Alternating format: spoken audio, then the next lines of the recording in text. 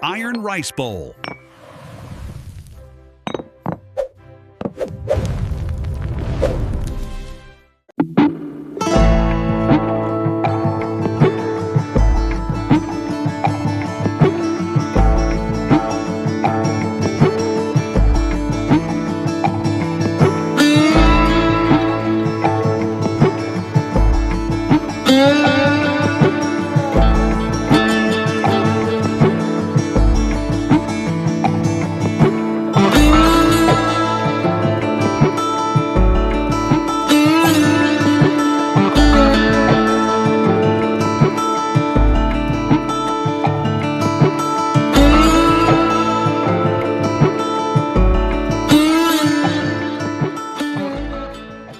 大家好，我係 Mike。今日我哋只講一件事，每次只講5分鐘。今日要同大家講嘅係48條經常會問起嘅關於個人背景嘅問題。我哋會分為2集去同大家講。第一集我哋先處理頭4樣，以下落嚟就係嗰4樣嘅內容啦。第一樣佢會問你關於你學習方面嘅東西，例如話你點解揀大學嗰一科，或者究竟點解某一年份你好似成績比較浮動，或者調翻轉講，你好似某一年考得好好，攞咗獎學金喎，期間嘅過程其實係經歷係點樣㗎？又可能會問一問，如果最後你遲咗1年，甚至2年先畢業，就一定會問你當中嘅原因啦。又或者你讀緊 full time 嘅時候，突然間轉咗做 part time，亦都會問下你點解。如果你讀完碩士或者讀完更加高嘅學位嘅時候，佢可能會問下你點解你揀嗰科呢？覺得有咩用途呢？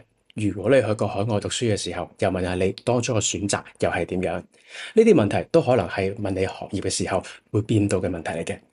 第二類問題會問嘅就係關於你而家工作緊嘅問題啦。如果你做咗幾年嘢喺私人市場，佢一定會問你點解而家先入嚟政府做嘢呢？甚至可能如果你本身係一個有牌嘅專業人士，例如會計師啊，例如 engineer 啊咁樣，佢直情會問你乜？你唔覺得咁樣好嘥咩？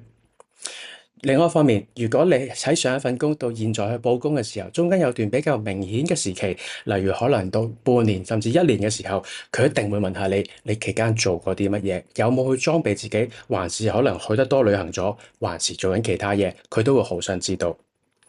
關於上一份就業嘅情況，佢可能會問下，咦，你嗰度點解會走啊？或者你喺嗰度學到啲乜嘢，遇到啲咩困難嘅位啊？佢睇住你成份 CV，佢可能見到你一路個職位都係可能唔太變動嘅，反而佢就會問：喂，你好似一路都喺度打橫走喎，冇乜點上升嘅空間，自己有冇諗過點解呢？又或者可能佢見你比較年紀大，先至入去做一個 professional work，佢唔係年齡歧視你，不過佢想知道點解當初你喺嗰幾年之前有個咁突然嘅決定。第3類咧就比較埋身少少啦，佢就可能問下你嘅屋企背景，例如話佢可能會問下，其實你屋企人對你做嘅工作有冇咩期望咧？會唔會影響到你嘅點做決定咧？又或者如果你係喺外國讀書翻嚟嘅時候，佢會問下你自己翻到嚟適唔適應香港嘅生活啊？你覺得你去過外國之後嘅你嘅世界觀有啲乜嘢唔同咧？有啲同學咧，可能佢自己身體上面可能曾經有啲事出現過，唔係太舒服嘅，有時會影響咗佢喺成個工作階段嘅進程。咁呢啲時候，的確係需要喺個 boss 面前咧去講清楚少少自己關於身體嘅問題，自己點樣去克服嗰啲問題，而家個情況又係點樣？會唔會唔關身體事，但係自己有啲個人危機，令到自己一啲事業上係需要做調整嘅咧？例如我以前見過一啲比較中年嘅同事咧，佢嚟見工嘅時候咧，不外咧都有幾個咧同我講話，佢係婚姻出咗問題，所以佢決定就休業咗1-2年時間，等自己重新出發。呢都可能個 boss 會問到嘅問題嚟嘅。今日最後一樣嘢要同大家分享嘅類別咧，就係佢會問下你嘅技巧同問下你咩能力啦。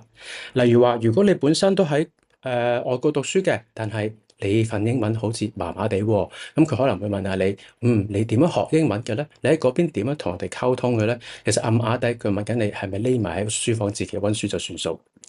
另外一樣嘢，如果佢覺得你語文冇乜問題嘅時候，佢可能會問下你，除咗語文之外，你仲有啲咩特別嘅技巧？你覺得自己係可以 showcase 到俾人哋睇嘅咧？關於工作方面，好多時候都會考生被針對嘅咧，就係尤其是年輕嘅考生咧，會被針對你嘅管理經驗不足。咁你點樣可以去話到俾佢聽？我雖然冇管理經驗，但係我有乜乜乜乜，佢都可以幫到手咧。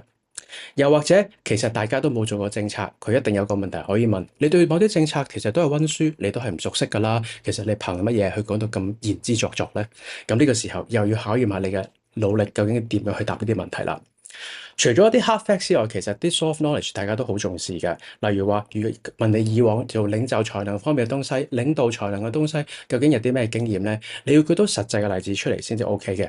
又或者你同人合作一齊做嘢嘅經驗又如何？嗰個合作嘅方式係點樣？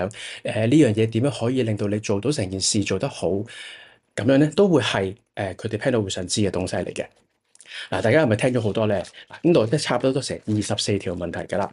如果你想知道呢24條問題嘅完整答案同埋詳細嘅 notes 啊、PowerPoint 啊，我哋嘅 Double Decker PowerPoint 啊，可以去我哋 RLB 嘅網站去揾個 Mocha Driller Bundle 裡面嘅 Interview Crusher 嘅 modules 咧，裡面就會有關課程嘅詳細資料。